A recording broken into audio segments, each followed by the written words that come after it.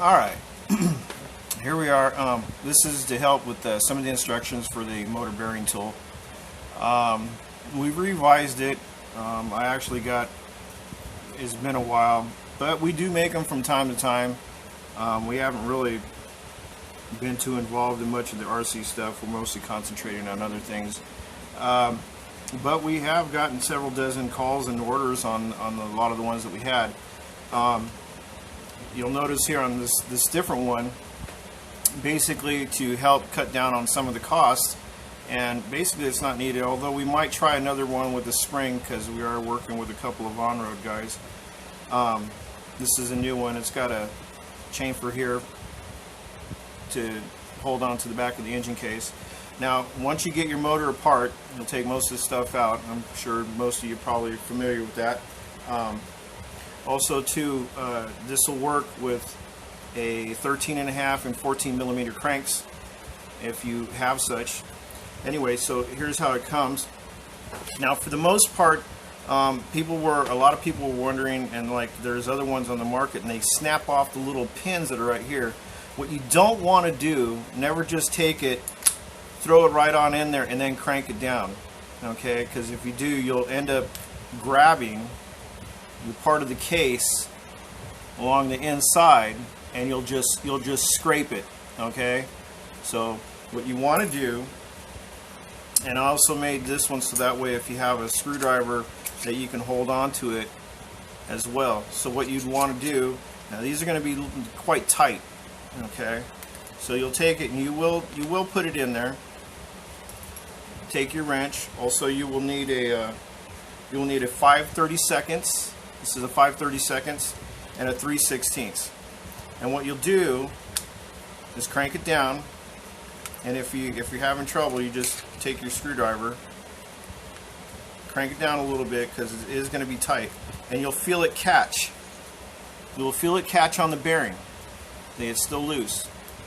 Okay, so you know that it's at the edge of the bearing. Okay, don't just shove it in there and then crank it down because you could damage the crankcase. Once you have that, you'll take and just, not even tight, it's still going to be a little bit loose, so that way you can push it forward a little bit, crank it just a little bit more, okay? And it's going to be tight, okay? And then snug down the bolt, then you can back it out. Okay, you'll turn this, and if you look, as you look down through where the sleeve goes, you'll actually see the bearing coming out. Okay, if you don't, reset it again so that way you can, and then slowly crank it out. Once you do that, usually most of the bearings, even when they're tight, they'll come right on out. Then you just pull out your bearing. So what you'll end up doing, so again, once it's in the case, okay, you'll just barely, because if you take it and you go all the way through and then you tighten up this bolt and then it expands, it's gonna grab on the inside of the case. So make sure it's just to where it's kind of like just a little level. Now again, we made these tight for a very good reason, so that way they would they wouldn't snap out as easy. We're going to experiment another one with a spring deal that goes right here that'll help, so that way these will expand even farther. But we had to make these because there was so many varying different motors. They had 13, 13.5, 14, 14.5. This one will go pretty much almost to 15. Now, if you have trouble getting the bearing off, okay, as some may, it might not come off. Just go ahead and unscrew it. And if the bearing is still on there, and then just pull the bearing off from the back. Okay, and then gently press these back into place. Not very hard because they still can't snap off. But usually most of the time you shouldn't have any problems and it'll fit right through. But if you do, that's for the rear bearing extractor. Okay, so let's put this one back together. And we made ones that were simpler, but we found this one to be pretty much effective, and it gets just about anything out.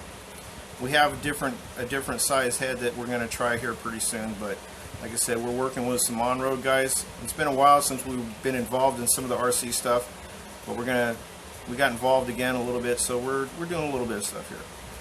So that's to take them out. Also, as the kit comes in, you see, you're probably wondering, okay, well, what's this one part of? You'll take this one apart. This is for the front. This is to reinstall your rear bearing. Okay. Now the good thing about this whole system is that you can, unlike some of the other ones, you can take, see, the front bearing is still in. You can leave the front bearing in if you only have to take out the other ones. You have to take out the front bearing, you got to do a whole bunch of other jiggling around and everything. Also, when you're putting your rear bearing back in, make sure that the bearings face out. Okay? So to take this, you'll put it onto the holder. You put it in through there. Take this little collet. Only for precaution, really, so that way you don't, because part of it's aluminum, so it doesn't hurt the bearings. That's, you don't want to dig into it. Take your 3/16, and what you'll do is once you get it snug, you feel it lined up, crank the bearing in. Oop. And once it's in there, snug it down. You don't have to crank it like crazy. Snug it down and back it back off, and your bearing is in. Now again, the beauty with this system is that you can leave the front bearing in, but now it's like some of them you can't get the front bearing out. Well, this one you can. What you'll do is you'll put, don't want to lose that, so you put that over to the side. Take your short screw, put that over the collet. So it might, because this could, on some engines, this could fit through. So you put the collet on, put it through the back, where it's going through, and then you'll take this side, which has the open end, screw it on. Okay, once you have that on, because it's everything, it'll kind of fit right onto each other. Just crank it down, and the bearing will pop out. Again, you're able to leave the bearings on the inside, on the rear, if you just need to take out the front.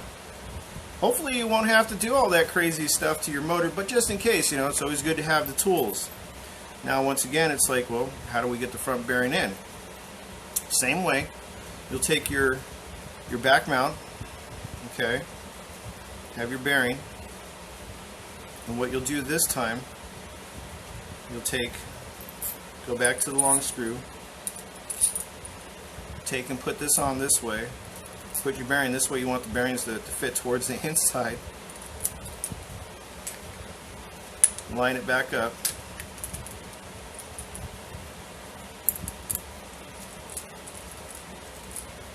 Trying to stay within the camera here.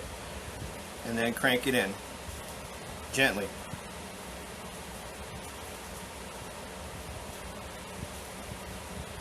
A little snug, and you're all set. Now again, remember, you'll need to get a 3/16 wrench and a 5/32. Okay, so keep that in mind. Okay. We don't have any more of the supplier that we used to get them from. They're no longer around, but usually most people usually have these in their toolboxes or somewhere about.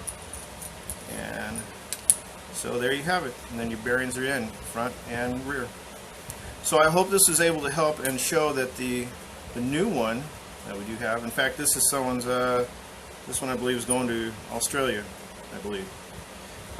So again, once you have, this is the new one, I hope this helps. You'll need, and of course everyone has, I'm trying to eliminate as much of the cost for you as I possibly can. So you'll have a screwdriver, you put it in there so that way you'll be able to hold it, because I don't think you want to bust out a big crescent wrench or something like that for this one. And then when it's ready to put everything away, so that way it isn't flopping around all over the place in your toolbox, when you go to the tracks, there's just that, screw that in, screw this in, and you're all set.